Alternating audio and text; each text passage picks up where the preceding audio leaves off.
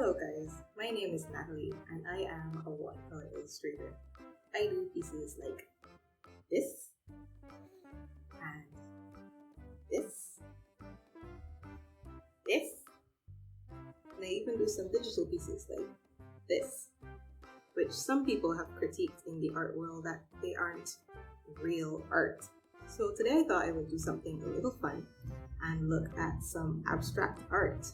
Now, I'm not going to bash on all abstract art. I think that some of them are pretty interesting and it takes skill and thought to put together cohesive colors and make something that still looks nice even though it doesn't have a distinct shape or form as you would typically think of things in art. But then we all know that there are some of those pieces that look like a child just scribbled all over a canvas. So I'm gonna go on a website called Saatchi Art. Seems like one of those upscale, frou-frou, fancy art galleries, and see what they have under the abstract art category. This should be fun. Okay, so paintings. There goes. Okay, so right away, I see we have some winners. We have here My Little Love from Luca Brandy. So I don't mind things like this necessarily. I think that this is pretty interesting. It has a nice pattern going on. It's an interesting color. I like blue. Skip over here to the intersection between love and what? And time.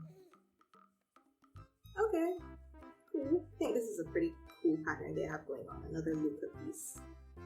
Scroll down some more. Oh, this one is actually pretty interesting. It looks like, see, let the ocean bring me back some memories of you. Okay, more Luca. Is this another Luca? Oh, no, it's not another Luca. Discount Luca. Luca knockoff. Okay, so we breezed past some of the obvious ones that I think most people tend to question the validity of this art. Wild Kisses by Daniela Schweinsberg. No, I mean, like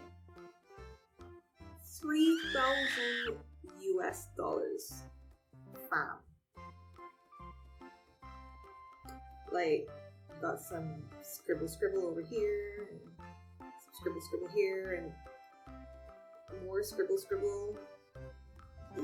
Okay, so I'm no professional, but these colors don't seem very enticing to me. Oh, but you know what really gets me? The descriptions. Daniela Schweinsberg is a representative of the informal gestural abstraction. Her works are powerful, colorful, challenging for the viewer. Challenging. And she doesn't really have a description for this piece either.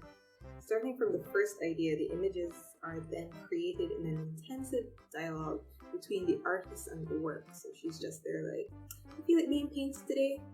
Yeah. Canvas argues back and says no. So then she tussles with it. I guess that's how she gets this. Makes sense. In the process, the image itself, its change, its expression, becomes the determining factor of the painting process, whereby the original idea can also take a back seat. What? Let's see. Okay, this one is hella creepy to me. Untitled Portrait. Oh, from Japan. Tomoya N. Does it have a description? No description. No, you see, I could get with this one. Like, do your weird thing. Whatever that is. But when they like put all the frou-frou, emotive, reaching deep within the soul, and drawing out the emotions and placing them on the canvas. Really? Oh my god! Oh no. Oh no. A man 5 by Quincas. Stankus. $4,500 for this? Oh. Are you you serious? What is this? What's this supposed to be? A man from the Mars. What? Subjects nude. A nude what? Of a knit? What? Keywords painting, red, colors, abstract, figure of man. Where? Moving on. I like this. Automatic Self by Benjamin Garcias from Spain. So now you see, I could get behind this. And while I'm not going to pay $1,700, I could see this being worth something. It has skill put into it. It's oil on canvas, and it's like a distorted kind of portrait, which I think is cool. Out of Alignment. This is an interesting one here. By Heinz Overt. It's Germany. $1,040. This one isn't atrocious. Like, I don't really get what it's supposed to mean. For something that says out of alignment, it looks rather balanced. Nice, clean-ish, straight-ish lines and patterns. I guess maybe that's the the whole allure. It says out of alignment, but it's very structured. Deep thought. Ones like these, Yellow Field. It's just like, it just looks like a badly painted landscape. Is that okay to say?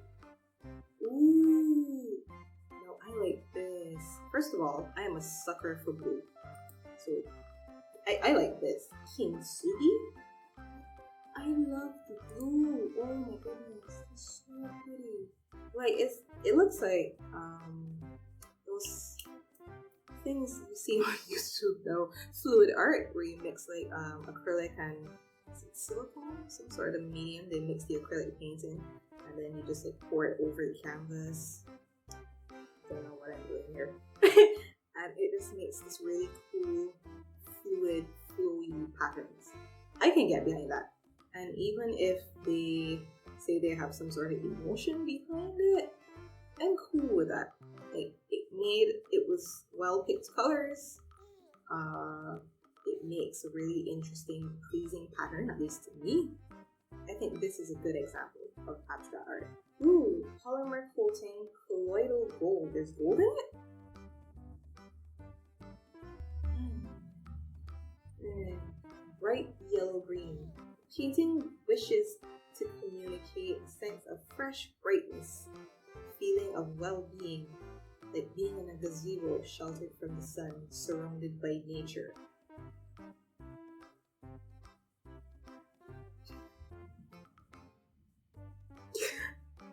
I don't know about the feeling of brightness and well-being. I look at this and I imagine a toddler just came and scratched on my freshly painted wall. Not that I'd ever be painting a wall this color, but yeah, they scratched on my freshly painted wall and then smudged it in. I feel rage.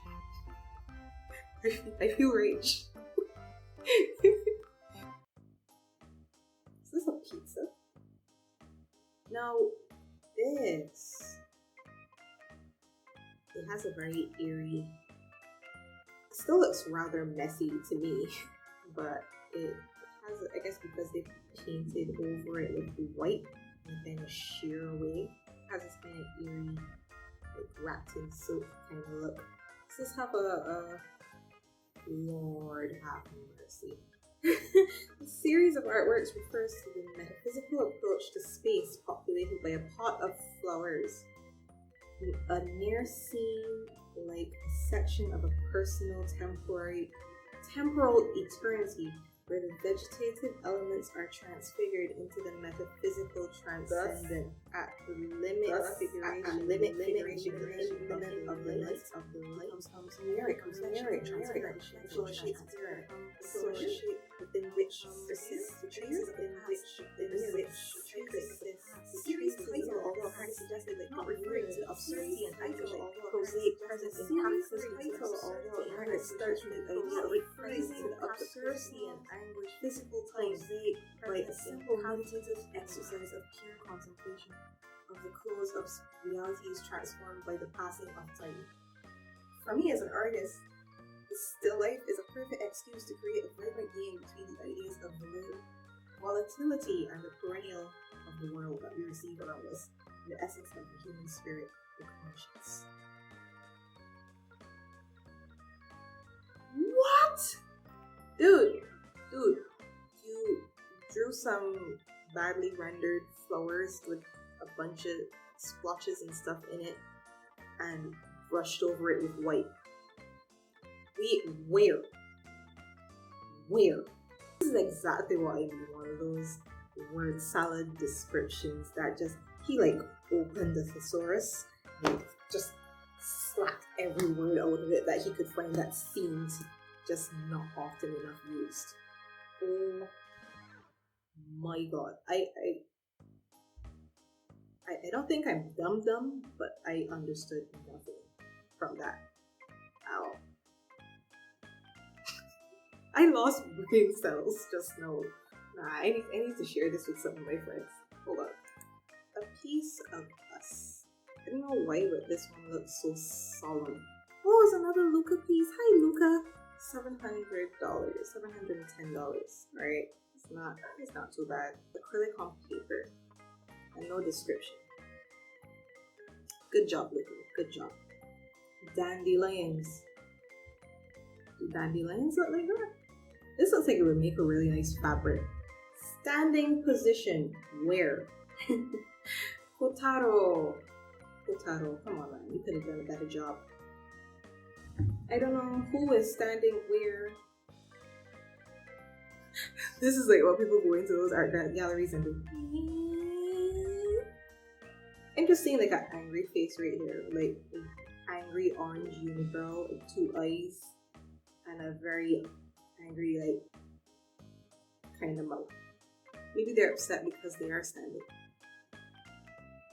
Okay, I'm gonna do one more page of this madness and then I am done. Stranger. Ooh, I kind of like this one. Definitely has that strange, uncomfortable, like you can't quite figure out anything. So the person is a stranger.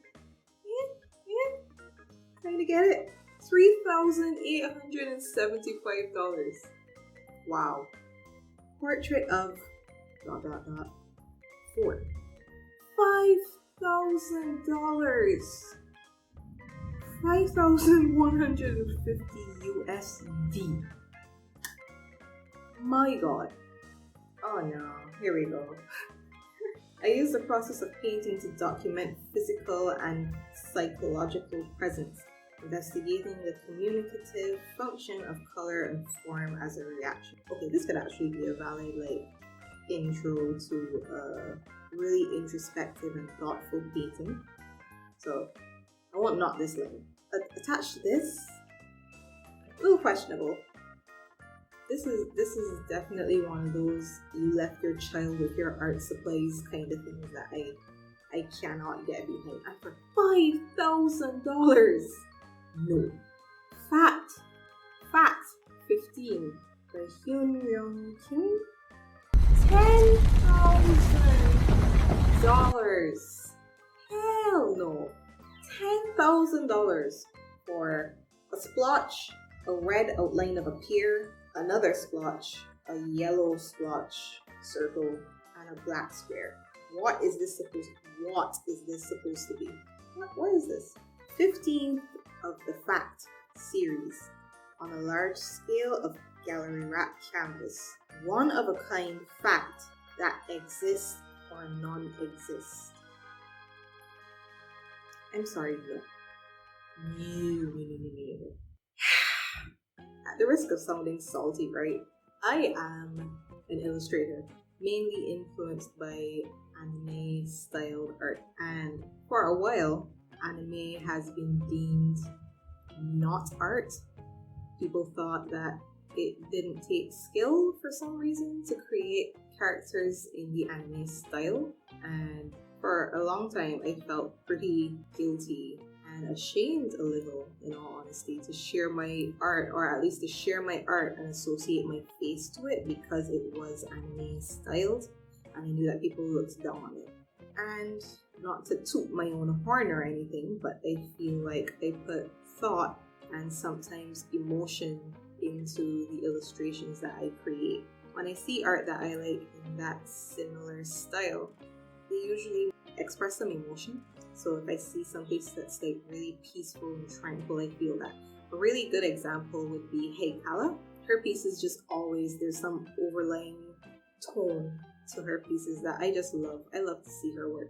I think it's good that while the character might not be the most lifelike or detailing your trees or whatever your landscape might look like, if you have a landscape at all, there's still a lot of thought that goes into those types of illustrations that we can convey a story or a message or just a feeling by drawing a character and painting it in a certain way, the use of color and all that.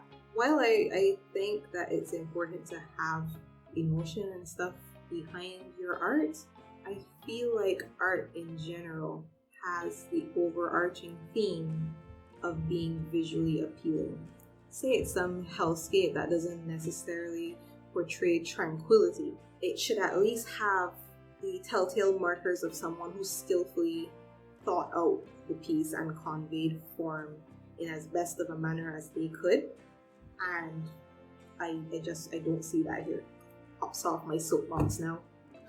So I think I'm going to end this little review here. If you liked what you saw or you had fun, consider watching some more of my videos. I have some speed paints and stuff that should be linked right about here. And if you like those as well and you want to come back and see what else I'm doing, consider subscribing. See you guys later.